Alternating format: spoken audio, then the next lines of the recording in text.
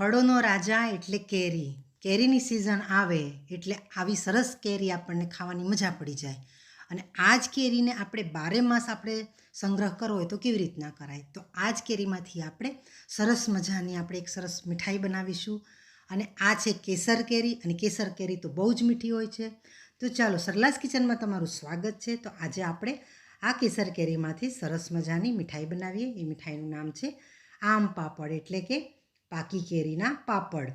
આ કેરીને મેં સરસ રીતે ધોઈ, છોલી અને એના ટુકડા કરી લીધા છે.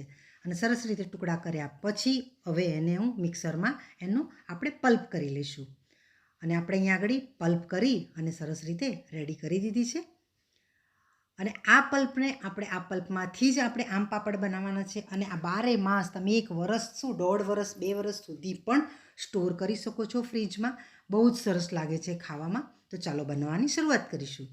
હવે આપણે અહીંયા આગળ એક પેન લઈશું અને પેનની અંદર આપણે આ પાકી કેરીનો પલ્પ કાઢીને તૈયાર રાખ્યો છે એ આની અંદર આપણે ઉમેરી દઈશું.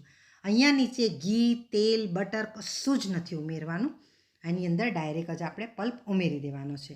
અને આપણે અહીંયા આગળ મીડિયમ આંચ પર આપણે એને થવા દેવાનું છે.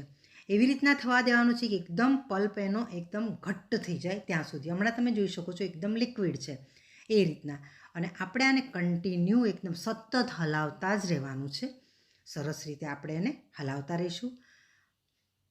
અને તમે જોઈ શકો છો અહીંયા કેસર કેરીનો કલર પણ બહુ સરસ છે. કેસર આની જગ્યાએ તમે બીજી કોઈ પણ કેરી લઈ શકો છો. દશેરી છે, લંગડો છે, કોઈ પણ કેરી લઈ શકો છો તમે. હાફૂસ કેરીનો પણ કલર આવો જ સરસ આવે છે. એના પણ તમે આમ પાપડ બનાવી શકો છો.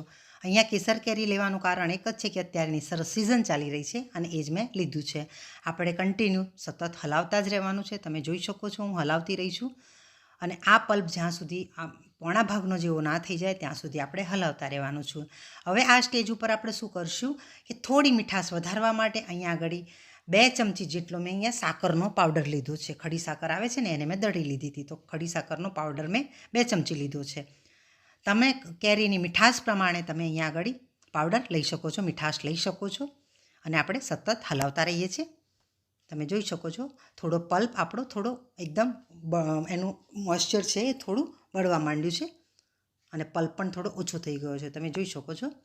સરસ રીતે આપણે એને હલાવતા રહેવાનું છે. બબલ્સ પણ અંદર નીકળી રહ્યા છે. તમે જોઈ શકો છો. અત્યારે મિશ્રણ થોડું ઓછું પણ થઈ ગયું છે. અને આપણું અહીંયા આગળ કઢાઈ પણ છોડવા લાગ્યું છે. હવે આ સ્ટેજ ઉપર આપણે એક ફ્લેવર આપીશું. ફ્લેવરની અંદર અહીંયા આગળ આપણે ઇલાયચીનો પાવડર ઉમેરીશું. આની જગ્યાએ તમે જાયફળ પાવડર કે પછી સૂંઠ પાવડર પણ તમે ઉમેરી શકો છો. તો અહીંયા આગળ આપણે ઇલાયચીનો પાવડર થોડો ઉમેરી દઈશું.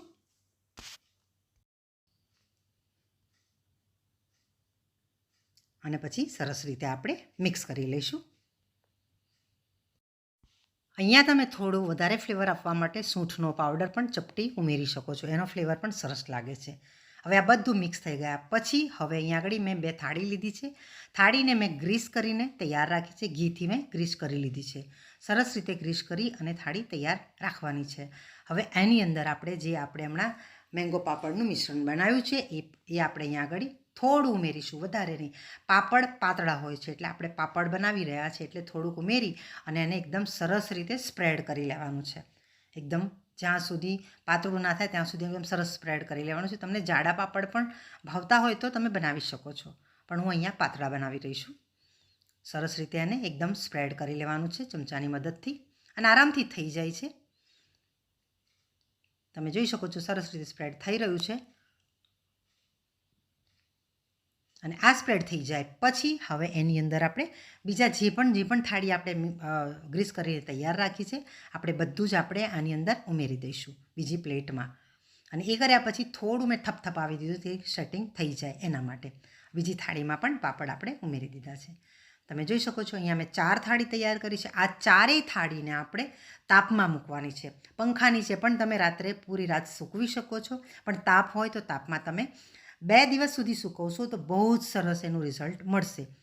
તમે જોઈ શકો છો હાથમાં નથી લાગતું. 2 દિવસ પછી તમે જોઈ શકો છો એકદમ ડ્રાય થઈ ગયું છે. હવે આને આપણે અનમોલ્ડ કરી લઈશું. અનમોલ્ડ કરવા માટે ચક્કુથી આપણે આખી કિનારી છોડી દેવાની છે. પહેલાં આપણે કિનારી ઉપર આખા પાપડની કિનારી છોડી લઈશું. પહેલાં આરામથી છૂટી જાય છે કેમ કે આપણે નીચે ઘીથી ગ્રીસ કર્યું છે એટલે. અને આ કિનારી છોડ્યા પછી આપણે એને હાથેથી જ આપણે એને ઉખેડી લેવાના છે. સરસ રીતે ઉખડી જાય છે, તમે જોઈ શકો છો. એને થોડું ખેંચી અને ઉખેડી લેવાનું છે. બહુ વધારે એને તકલીફ નથી પડતી, મતલબ બહુ સરસ રીતે ઉખડી જાય છે. અને આપણો આ એક પાપડ બનીને તૈયાર થઈ ગયો છે. તમે જોઈ શકો છો એકદમ ટ્રાન્સપરન્ટ પાપડ થઈ જાય છે. આખો પાપડ અહીંયા ઉખડી જશે.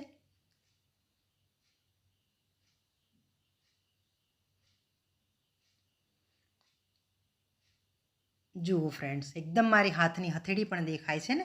એવી જ રીતના આપણે બધા પાપડ આવી રીતના આપણે અનમોલ્ડ કરી લેવાના છે અને સરસ રીતે અનમોલ્ડ થઈ જાય છે.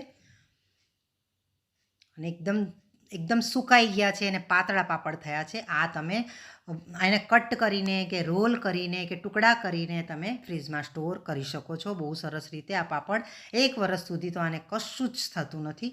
આવી જ રીતના આપણે બધા પાપડને સ્ટોર કરી લઈશું. જો અહીંયા 4 પાપડ આપણા બનીને તૈયાર થઈ ગયા છે